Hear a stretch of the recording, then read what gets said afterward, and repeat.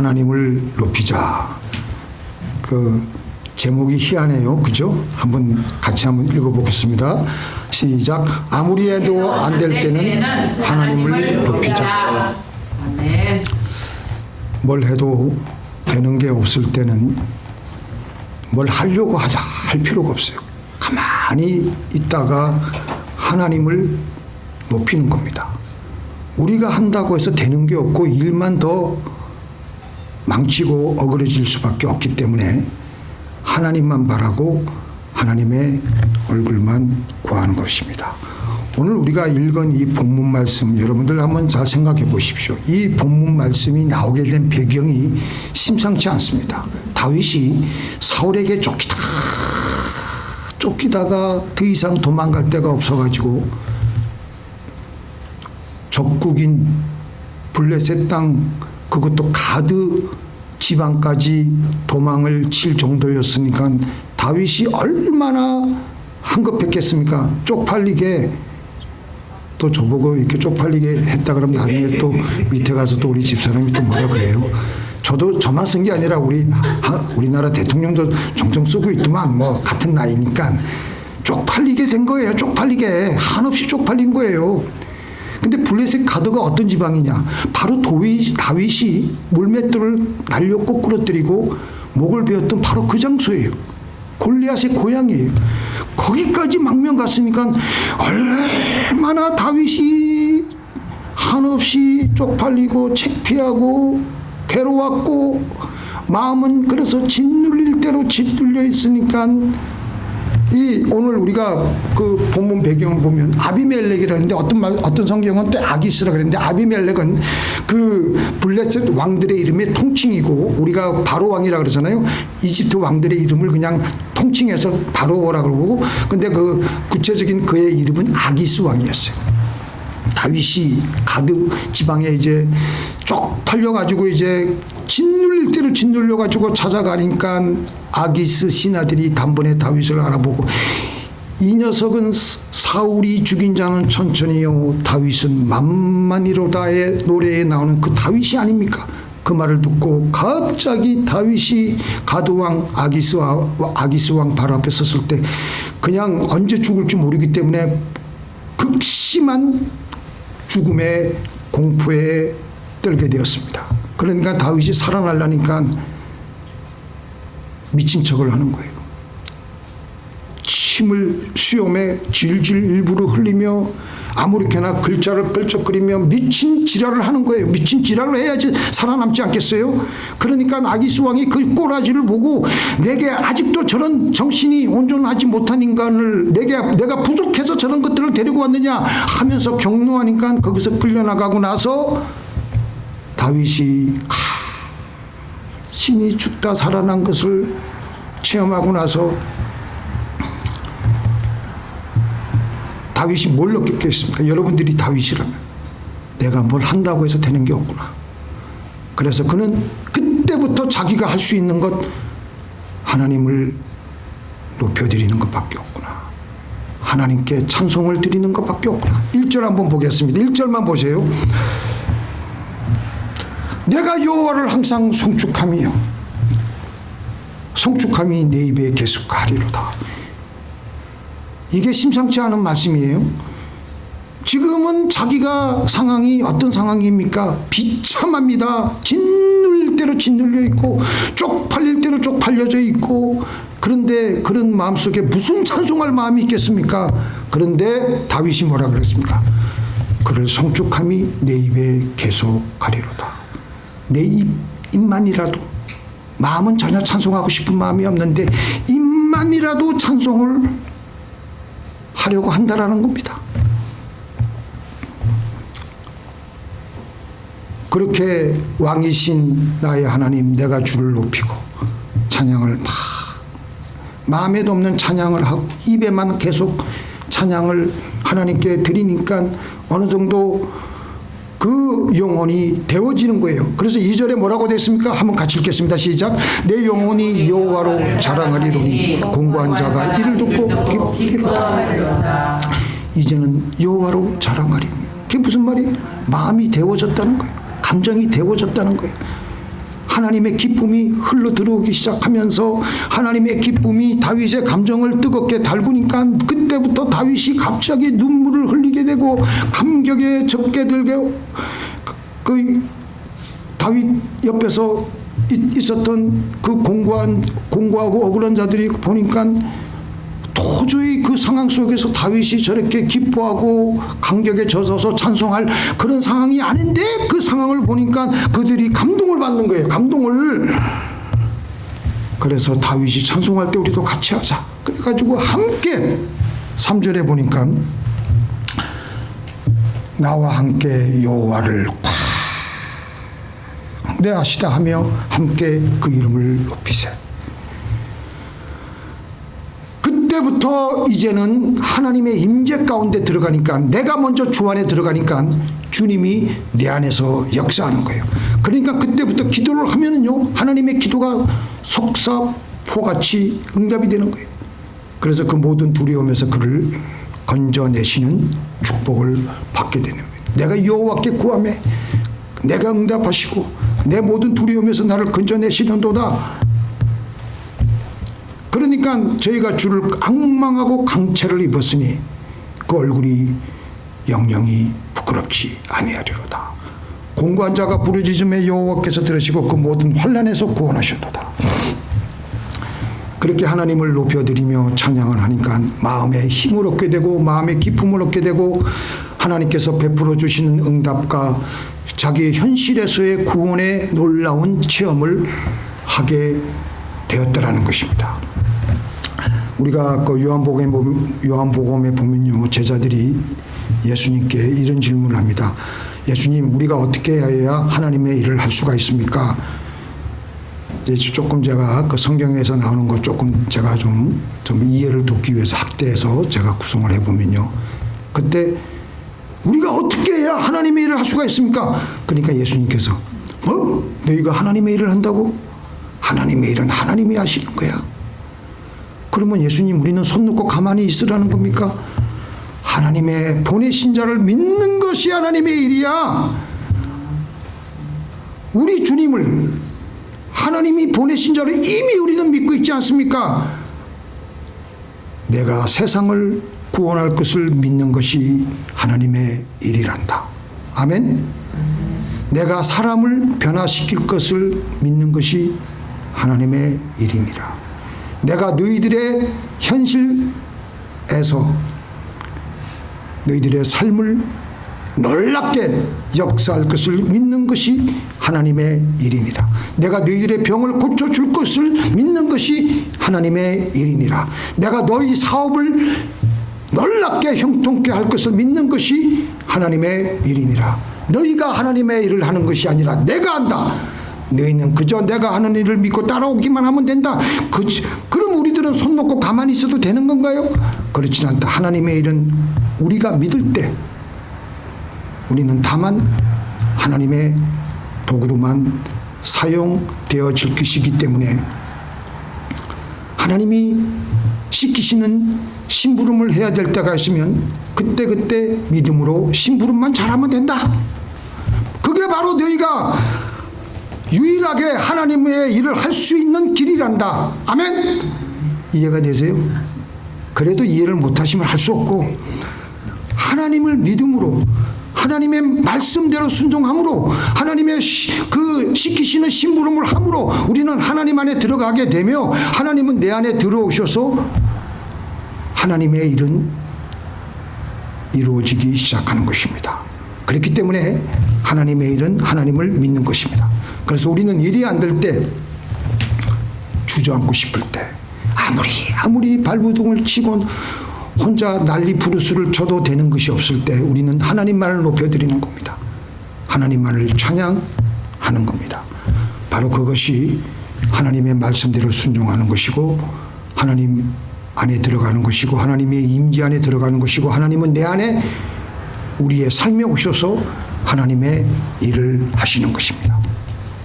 여호사밧 왕이 유다 나라의 왕이 되었을 때 갑자기 모압 자손과 암몬 자손과 몇 명의 그 마온 사람들이 연합군이 되어서 유다 나라를 침공했는데 어디까지 왔냐면 예루살렘 근방인 20km 떨어진 엔게디까지 왔습니다. 조금 있으면 예루살렘이 일시에 불이 타고 함락이 될 그런 기가 막힌 지경이었습니다. 지금 우크라이나가 러시아를 쳐들어가듯이 지금 난리가 아니었습니다.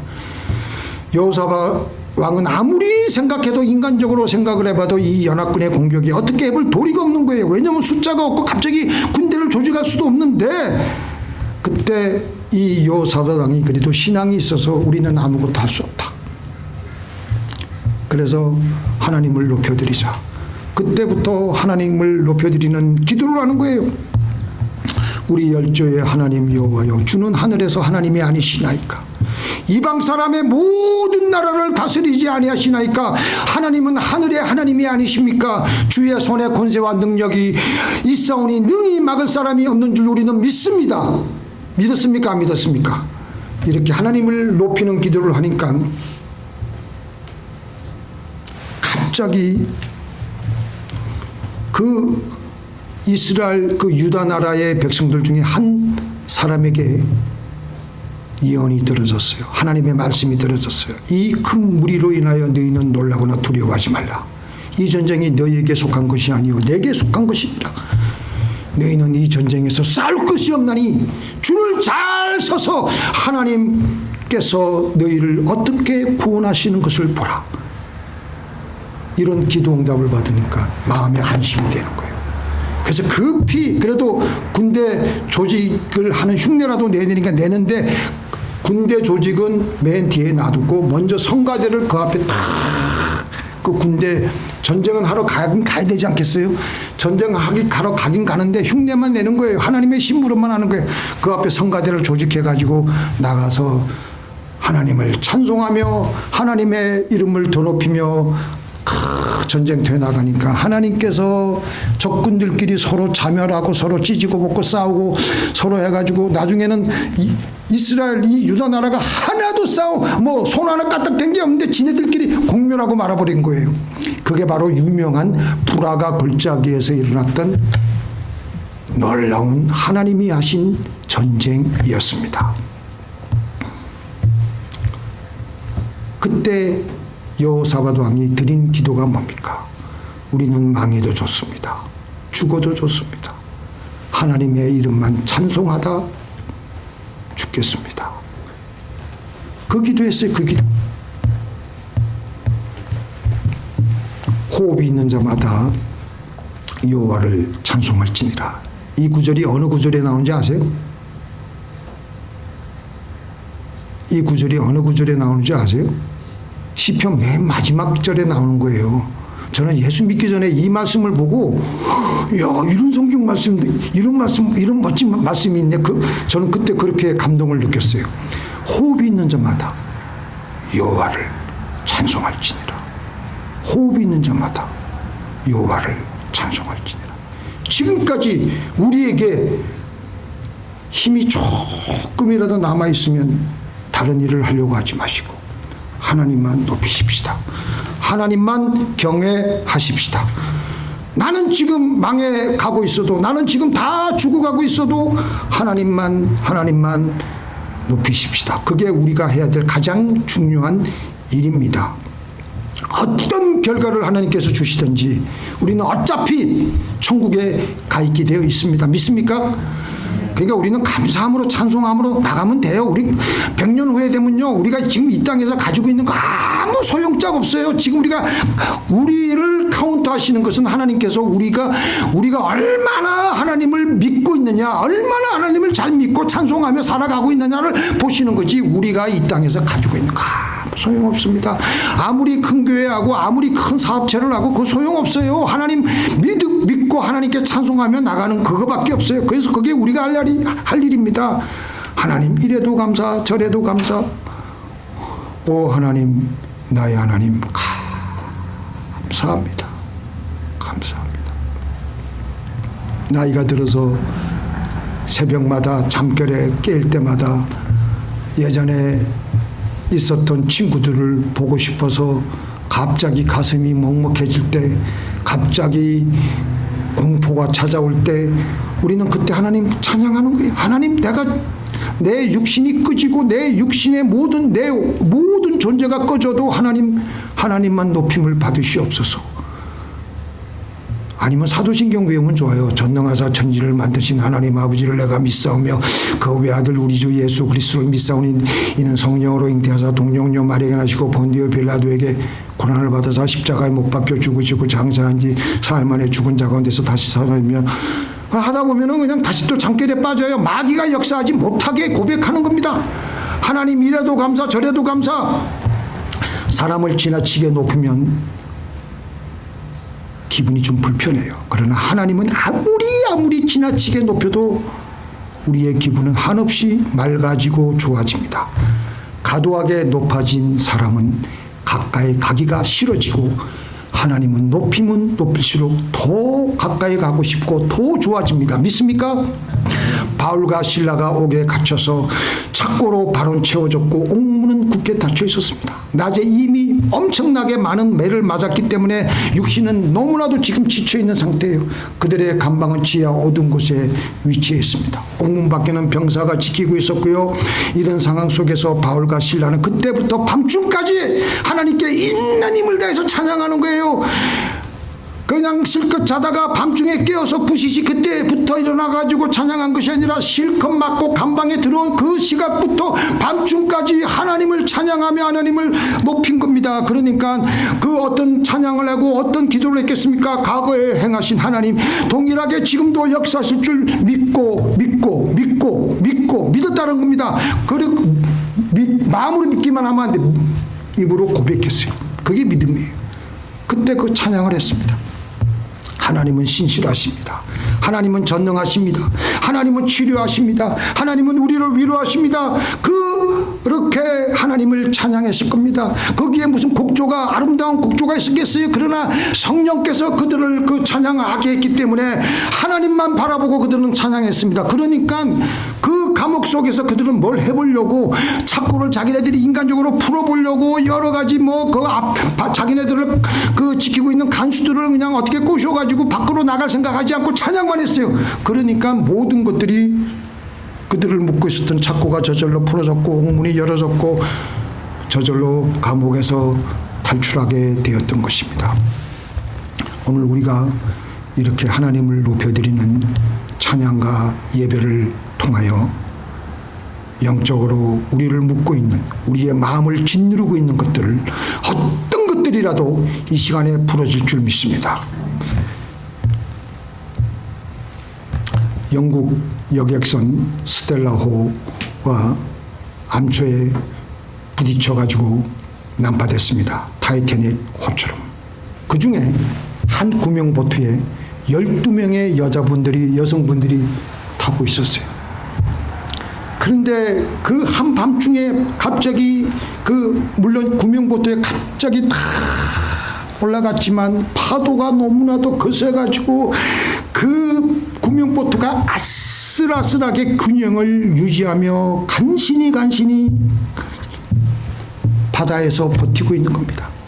그런데 그 12명의 여성 중에 한 명의 그 유명한 가수 마가렛 윌리엄스가 영국 가수가 타고 있었는데 믿음이 있었어요. 그녀는 다른 여성 승객들을 위해서 이렇게 외쳤습니다. 밤하늘의 그 공포의 밤에 여러분들, 자 우리 이제 하나님만 의지하십시다. 하나님만 높여드립시다. 아무도 우리를 이 세상에 어떤 누구도 우리를 도와줄 수가 없습니다. 이제부터 그 증거로 믿음의 증거로 우리 하나님만 높이십시다. 하나님만 높이시는 찬송을 하십시다. 그래서 12명의 여성들은 이 훌륭한 믿음 있는 그 마가렛 윌리엄스의 그 선창에 이어서 같이 하나님을 찬송드리고 하나님께 높임을 드리는 찬송을 하는 거예요. 사나운 폭풍과 칠흑 같은 어둠에서는 공포의 밤 속에서도 그들의 그 찬양의 믿음 가진 그 찬양을 가지고 하나님 그들은 그 공포 속에서 그것을 이겨내며 그 밤을 지새웠습니다. 그 이튿날 그 영국의 순양함이 구조하느라고 구조하는데 사방에 안개가 끼어있어가지고 도무지 찾을 수가 없는 거예요. 생존자들을 짙은 안개 때문에. 한 치 앞도 볼 수 없었는데 가만히 한 수병이 가만히 들어보니까 어디서 찬양 소리가 들리는데, 그래서 그 찬양 소리가 나는 쪽으로 계속해서 다가가가지고 보니까 여인들이 그 구명부터해서 눈물 흘려가면서 하나님께 찬송을 하고 찬송을 하고 찬송을 하는 것이죠. 그렇게 하나님께 드린 찬양으로 하여 12명 전원이 다 구원하게 된 것입니다. 고난 속에서 부르는 찬송이 하나님으로 하여금 그들이 하나님 안에 들어가게 하고 하나님이 다시 그 안에 들어가셔서 일을 행하셨던 것입니다. 오늘 본문 6절 한번 보시기 바랍니다. 맨 끝에 이 공고한 자가 부르짖음에 여호와께서 들으시고 그 모든 환난에서 구원하셨도다. 하나님으로부터 구원을 받으니까, 하나님의 손길을 경험하니까 갑자기 다윗의 얼굴이 빛이 나는 거예요. 이런 사람들의 얼굴은요, 세상이 갖다주는 그런 기쁨의 얼굴하고 틀립니다. 벌써 그 얼굴에 광채가 납니다. 광채가.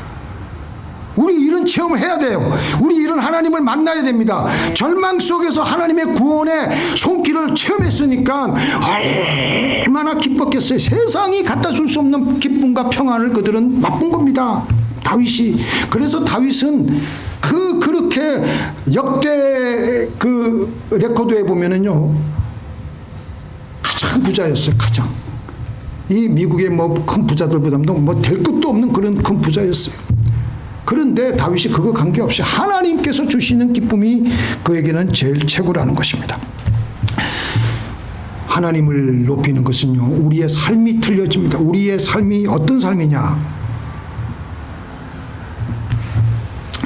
우리 한번 읽어보겠습니다. 같이 시작.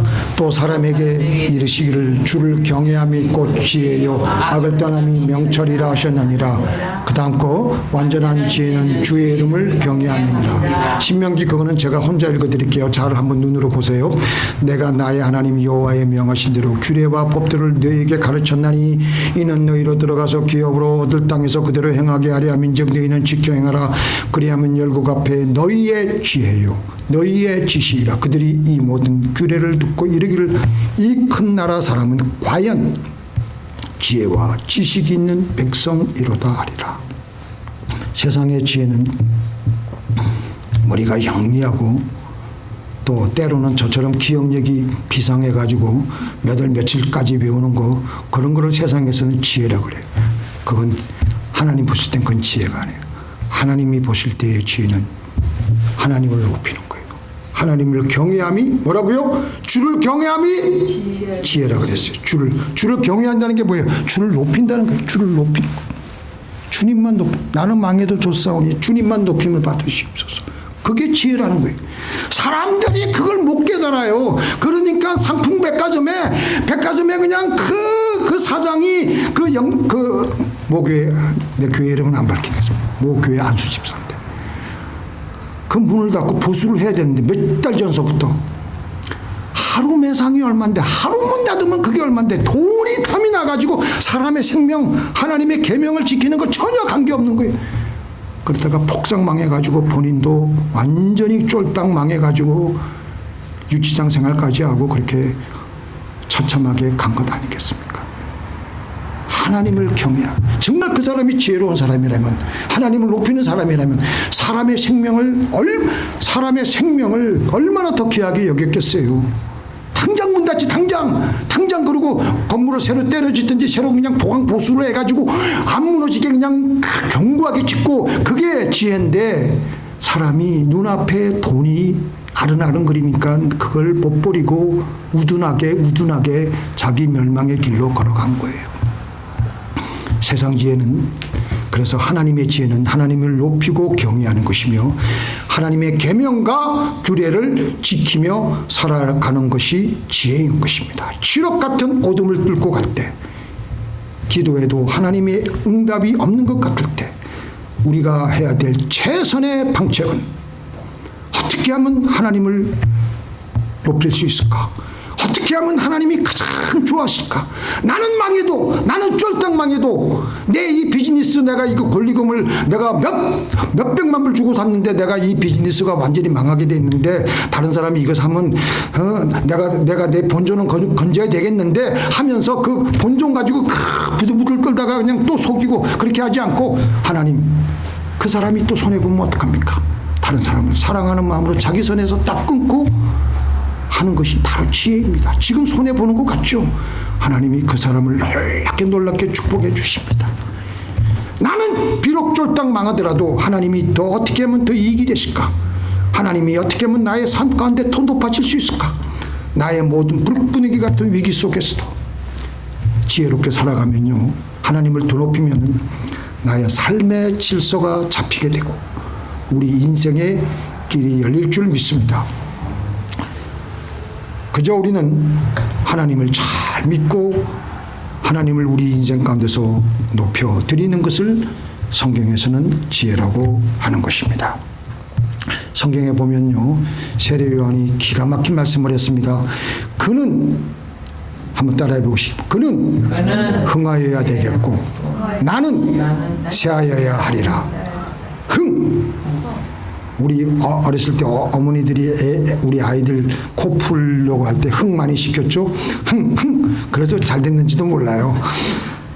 세례 요한이 어떤 면에서는 만약에 옹졸한 인간이고 영적으로 어두운 인간이라면 이 시험에서 졌을 거예요.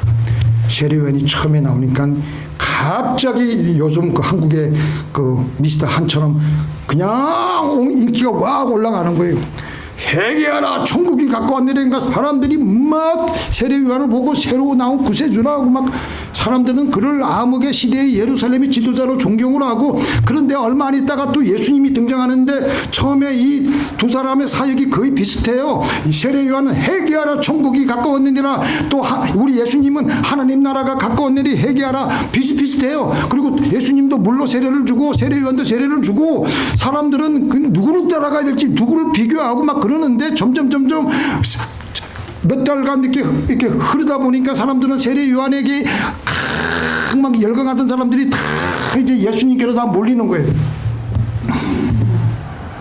세례 요한의 직속 제자들이, 아이고 이 스승님 큰일 납니다. 사람들이 다 절로 몰려갑니다. 어떻게 하면 좋습니까? 그때 세례 요한이 뭐라 그랬습니까? 신부를 취하는 자는 신랑이나 서서 신랑의 음성을 듣는 친구가 크게 기뻐하였나니 나는 이런 기쁨이 충만하였노라. 그는 흥하여야 하겠고 나는 새하여야 하리라. 자기 자신이 누군지 알고 하나님이 저 예수님이 누구이신지 아니까, 나는 내가 지금 내 곁에 아무도 안 오고 저 예수님 곁으로 사람들이 다 몰리고 그 예수님이 높이 올라가는 게 나는 그게 기쁘다라는 겁니다.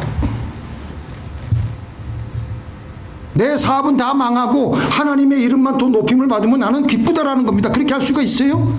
영적으로 깨어있지 않으면 그거 하기 힘듭니다. 바울이 어떻게 했습니까? 바울이 투옥되니까 감옥에 갇히니까 사람들이 막 좋아하는 거예요. 이 틈을 타서 자기네들 입지를 넓히려고.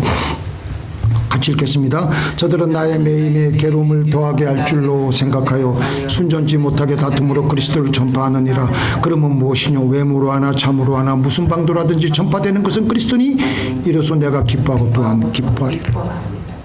웬만한 사람들은요, 자기 주변에 이렇게 자기를 막 뒤에서 막 험담하고, 아이고 바울이 감옥에 갇혔구만, 우리가 그 바울이 닦아놓은 그 목회지 성교지 이 터를 우리가 다 그냥 획득하면 되겠구나, 막 그래 좋아하는데 그 바울이 다 복을 받는 거예요. 그런데도 바울은 기분이 좋은 거예요. 어차피 전파되는 것은 예수님이시다. 예수님만 올라가면 된다. 하나님만 잘 되면 그게 바울의 마음에는 기쁜 거예요.